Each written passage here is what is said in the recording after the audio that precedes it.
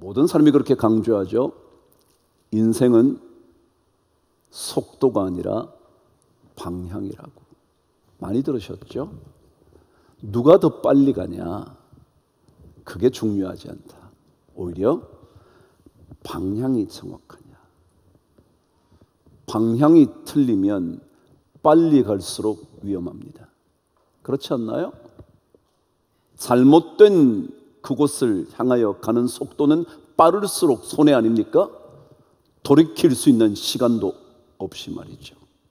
잘못된 길에서 돌이켜야 하는데 돌이킬 여유도 없이 그렇게 빨리 달린다면 더 위험한 것 아니냐 말이죠. 그렇게 본다면 언제나 인생은 방향이라는 게 참 중요하죠. 근데 그 방향이라는 것은 사실은 무엇을 의미하느냐면 목표라는 것을 의미해요. 그게 방향이잖아요. 올바른 목표를 향하여 가는 게 올바른 방향이잖아요. 그러니까 결국은 인생이 방향이라고 말할 때 그 의미는 목적이 정확한 것이어야 된다. 목적이 어떤가? 당신의 인생의 목적이 뭐냐? 목적이. 그 잘못된 목적을 가지면 뭔가를 이루어도 그것은 잘못된 성취라는 거죠. 그러나 목적이 올바르면 비록 과정은 힘들어도 마침내 이루어내는 것이 참으로 아름다운 열매를 맺게 되어 있단 말이죠. 그러다 보니까 결국 인생은 방향이고 그것은 목적의 문제이고 그것이 결국은 가치관의 문제더라. 왜요? 방향을 정한다는 것은요, 자기의 가치관에 따라서 방향을 정하게 되어 있는 거거든요. 그러니까 그 가치관을 제대로 잡아두면, 마련해 두면 방향이 당연히 가치가 무엇인지에 더 초점을 맞추게 되어 있단 말이죠. 김영석 교수님이 가치를 쫓아갔더니 진짜 부유함이 자기에게 찾아왔다. 그 얘기를 하면서 이런 내용을 하나 적었더라고요. 그는 젊은 시절 그리 넉넉한 삶을 살지 못했답니다. 이남했기 때문에, 남쪽으로 건너 월남했기 때문에 그의 모든 삶의 터전이 없어서 겨우겨우 살아가기 시작했다는 거예요. 근데 어느 날 한 곳에서, 지방에서 강연을 해달라고 요청이 왔다는 겁니다. 교사들이 500~600명 모인 모임의 강연이었다는 거죠. 근데 그 얘기를 듣고 보니까 때마침 그때 자기 자신이 유명한 S그룹에 강연이 잡혀져 있었다는 겁니다. 그래서 얘기를 했대. 어떡하죠? 제가 여기에 강연이 잡혀져 있는데. 그랬더니 거기에 요청하러 왔던 교사 한 분이 우리 모든 교장 회의에서 교수님을 모시고 꼭 강의를 듣고 싶은데 제가 이렇게 빈손으로 가도 되는지 모르겠다, 너무 염려를 하더라는 거예요. 근데 그때 김영석 교수가 가만히 생각해 보니까 그 S그룹에 가면 교사들 강연보다 훨씬 더 많은 강연비를 받는다는 거예요. 근데 또 생각해 보니까 이 수백 명의 교사들에게, 다음 세대를 책임질 교사들에게 강연하는 것이 이 그룹의 사람들에게 강연하는 것보다 더 중요한 것 같더래. 그래서 그 S그룹에다가 전화를 해서 사정이 이러저러 해서 제가 그 교사들에게 강연을 하러 가야 할 것 같습니다. 그랬더니 양해를 해줘서 그곳에서 교사들에게 강연을 했대요. 그 뒷말이 이렇습니다. 그때 이후로 나는 가치를 따라 일하기로 결정했다는 거예요. 돈을 따라서 일하는 게 아니라 가치를 따라서 일한다는 거예요. 가치를 따라서 일을 하면 돈을 따라 일하는 것과는 전혀 느낌이 다르다는 거예요.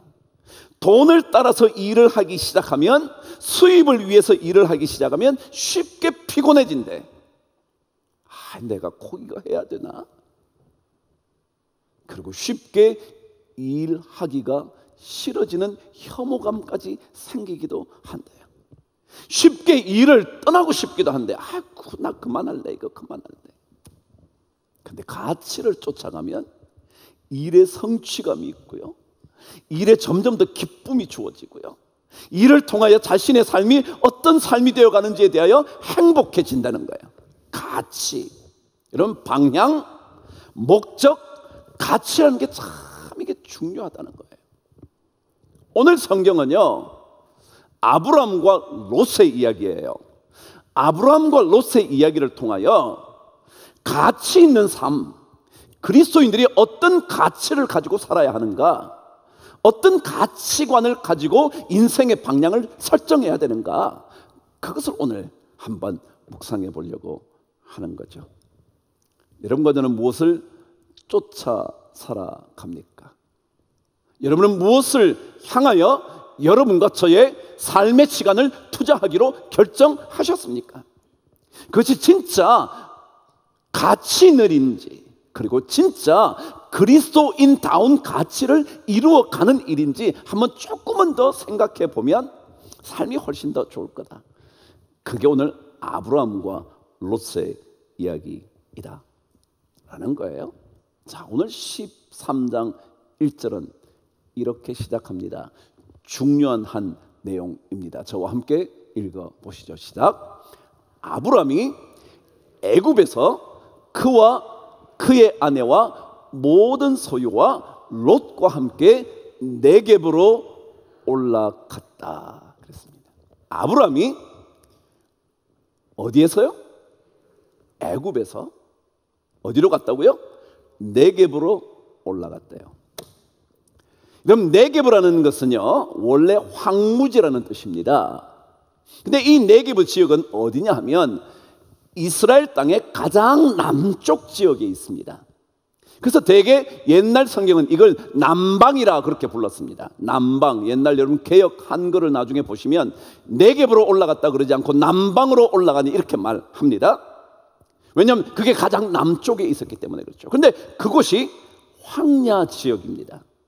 근데 그 중에 물이 많은 곳이 어디였냐면 부엘세바였습니다. 그 7 우물이 있는 그곳. 그래서 그게 아주 무성한 곳이었죠. 그래서 그곳 중심으로 많이 발전을 합니다. 어쨌거나 그 네겝가 남쪽 지역인데 이것은 애굽과 이스라엘 땅 중간 지역을 의미합니다. 애굽에서 올라오면 네겝을 만나고 네겝에서 올라가면 점점 더 예루살렘 그 위쪽으로 올라가는 겁니다. 이해가 되셨죠? 자, 근데 오늘 가장 중요한 한 단어는 아브라함이 애굽에서 올라갔다라는 것입니다. 여러분, 애굽은요 어떤 곳이었냐 하면 아브라함이 하나님의 명령을 따라 가나안 땅으로 왔는데 그 땅에 기근이 너무 심해서 기근을 피하려고 넉넉함이 있는 땅 애굽으로 간 겁니다. 그곳이 애굽이었습니다.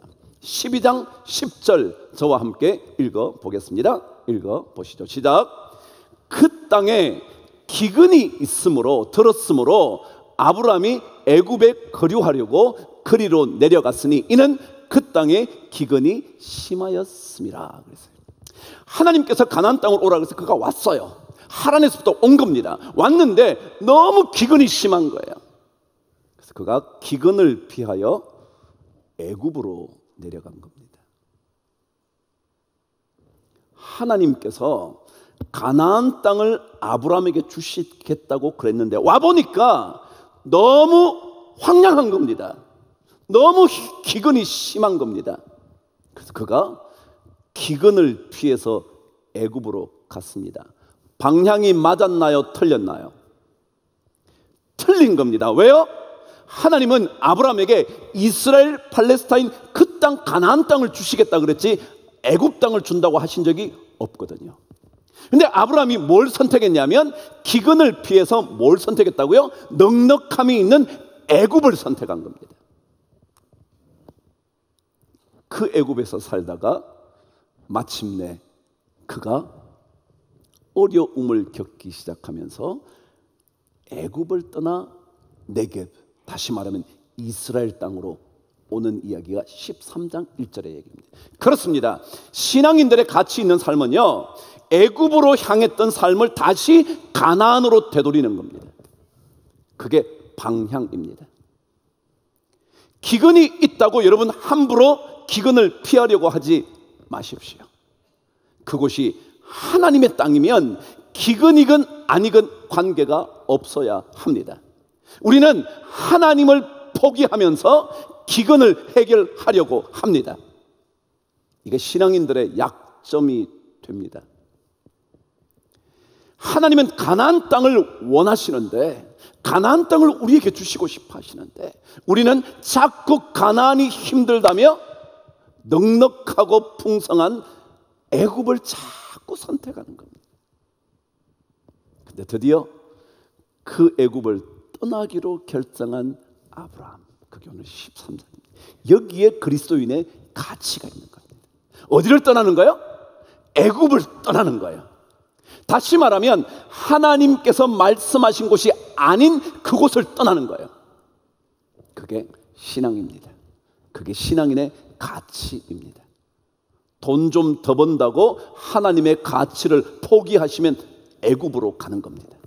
그러나 만일 그것을 포기하고 다시 가나안 땅을 향하여 올라가면 그게 신앙인의 삶에 새로운 변화를 가져온다는 거예요. 그래서 오늘 이 1절 말씀은 중요합니다. 아브라함이 애굽을 드디어 포기한 겁니다. 애굽을 내려놓은 겁니다. 제가 말씀드렸잖아요. 네게브 지역이 무슨 지역이라고요? 황량한 지역이라고요. 그렇지만 애굽에서 뭐 했다고요? 그 황량한 지역을 향하여 올라온 겁니다. 왜요? 그 땅이 가나안 땅의 시작이니까. 그게 가나안 땅의 시작이니까. 비록 황무지여도 괜찮아요. 누가 계시면요, 예수가 함께 계시니 뭐라고요? 예수가 함께 계시면 네게브 황무지라는 그곳이 문제가 되지 않아요. 근데 하나님이 함께 계시지 않으면 애굽 풍성함이 있어도 문제예요. 그걸 아는 게 방향이고 목적이고 가치라는 거예요. 그게 신앙인의 삶이에요. 다른 게 아니에요, 여러분. 우리 신앙의 삶이에요. 별거 아니라는가요?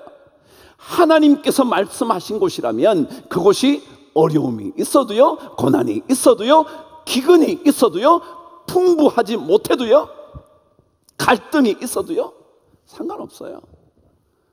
주님께서 문제를 결국은 해결하실 거거든요. 오늘 말씀 여러분 전체적인 내용도 그런 거 아니에요?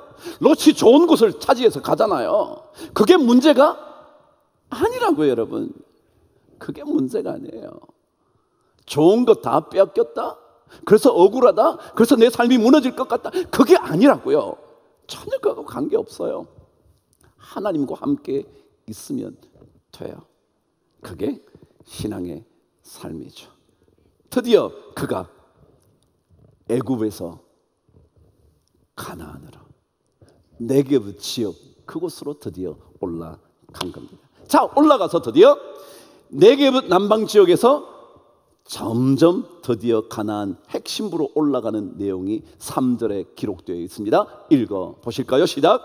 그가 네게브에서부터 길을 떠나 베델에 이르며 베델과 아이 사이 곧 전에 장막 쳤던 곳에 이르니, 4절도 읽으셔야 돼요. 시작. 그가 처음으로 제단을 쌓은 곳이라 그가 거기서 여호와의 이름을 불렀더라.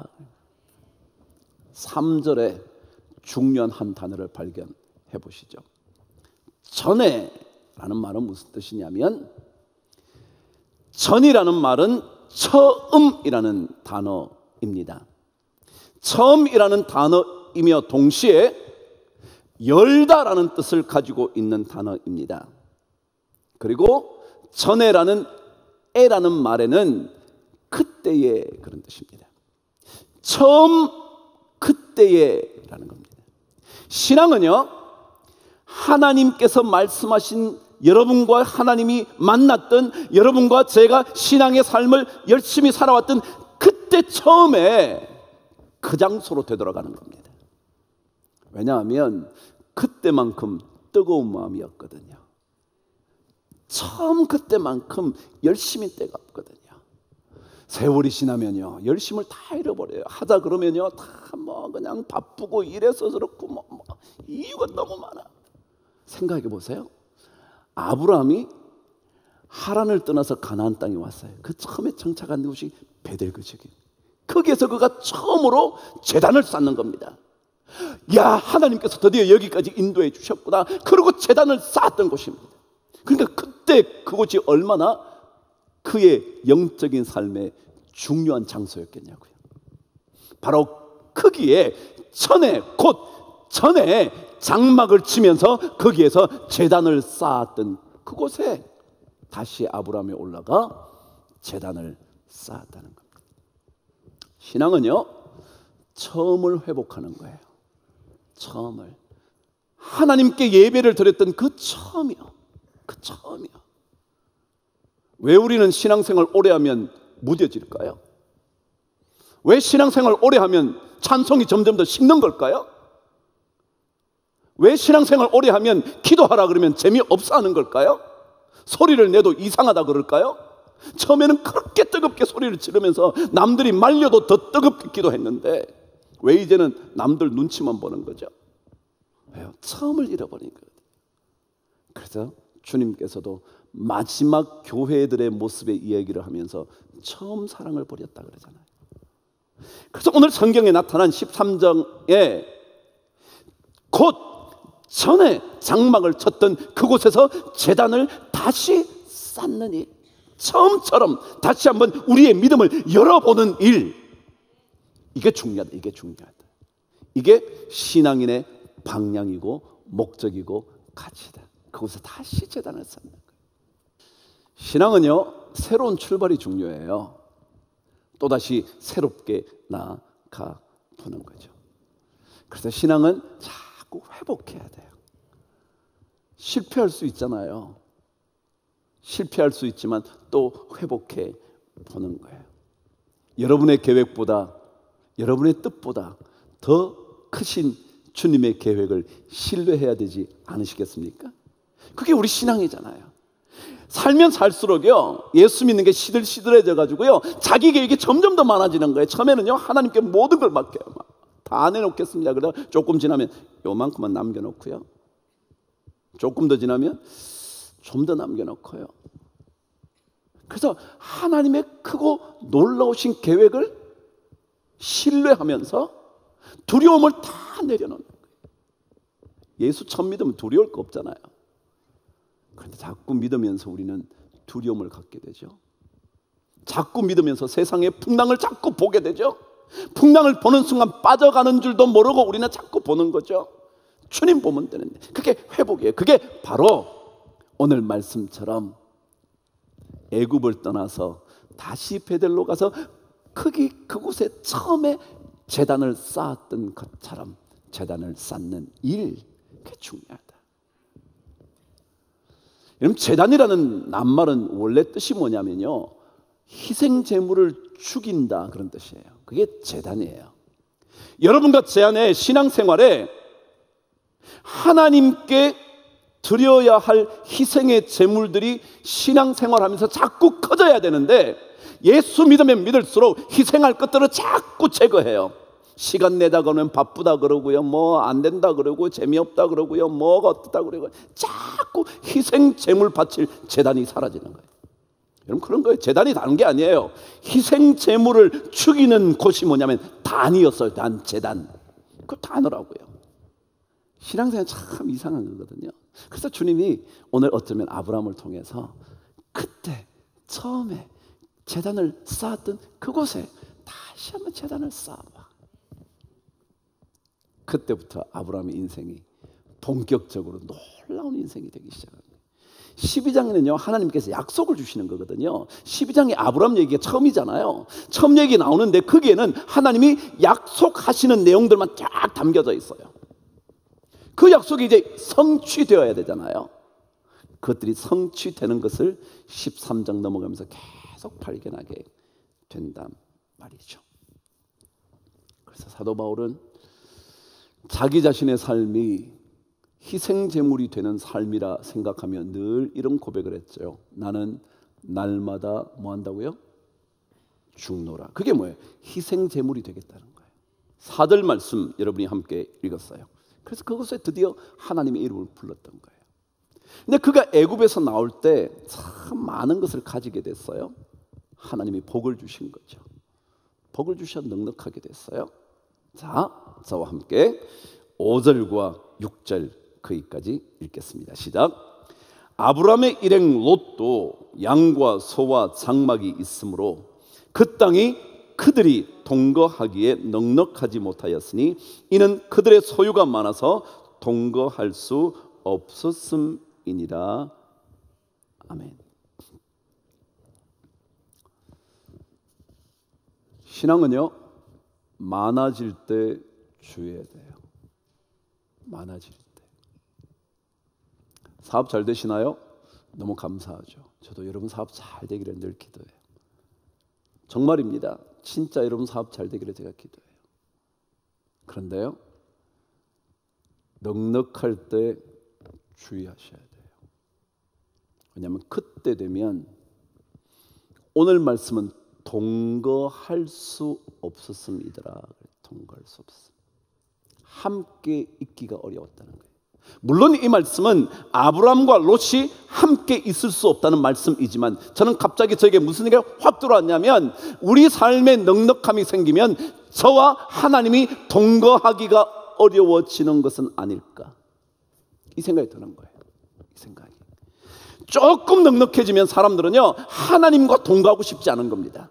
하나님과 살고 싶지 않은 겁니다. 하나님 없어도 내가 가진 것이 너무 많아서 괜찮아 보이는 거거든요. 이 정도면 하나님 없이도 내 인생은 충분히 끌어갈 수 있고 이끌어갈 수 있고 꾸려갈 수 있다고 생각합니다. 그래서 여러분 넉넉해지시면 더 하나님을 찾으셔야 합니다. 오늘 이야기 전체는요, 아브라함은 넉넉함에도 불구하고 하나님께서 하시는 말씀에 따라 순종했고요, 롯은 더 넉넉함을 얻기 위하여 그가 보기에 좋아 보이는 그곳을 선택합니다. 하나님이 원하시는 것을 선택해야 되는데 더 넉넉한 것을 얻기 위하여 넉넉해지면 하나님과 거주하고 싶지 않습니다. 그래서 어쩌면 제가요 우리 성도님들 잘 되도록 기도하지만 잘 돼서 하나님 떠나면 어떡하지? 그래서 또다시 기도합니다. 하나님, 넉넉할 때에도 하나님을 선택하는 기업인이 되게 하여 주옵소서. 전 진짜 그렇게 기도해요. 하나님, 잘 될 때, 장사 잘 될 때 더 하나님의 은혜인 줄 알고 하나님께 매달리는 우리 성도들이 되게 하여 주옵소서. 왜냐하면 그게 더 중요하거든요. 그게 인생의 그리스도인의 방향이고 가치고 목적이기 때문에 그런 거죠. 여러분과 제 안에 방향을 다시 한번 점검해 보시죠. 아무리 기근이 있어도 하나님이 말씀하신 곳을 떠나지 않는 은혜가 꼭 있게 되기를 바랍니다. 그리고 신앙은 회복하는 겁니다. 그래요, 실수할 수 있죠, 실패할 수 있죠. 그러나 다시 회복하는 거예요. 다시 이래서 못하겠다, 저래서 못하겠다, 저 사람 때문에 억울하다, 이런 일 때문에 안 되겠다 말하지 말고요, 여러분과 제 자신을 희생 제물로 드리는 제단을 잘 쌓아가시면 우리의 삶 하나님께서 멋지게 회복시켜 주실 줄 믿습니다. 그리고 여러분과 제 안에 처음 그 마음을 회복해서 풍성할수록 하나님을 더 선택할 수 있는 여러분 모두 되시기를 주의 이름으로 축복합니다.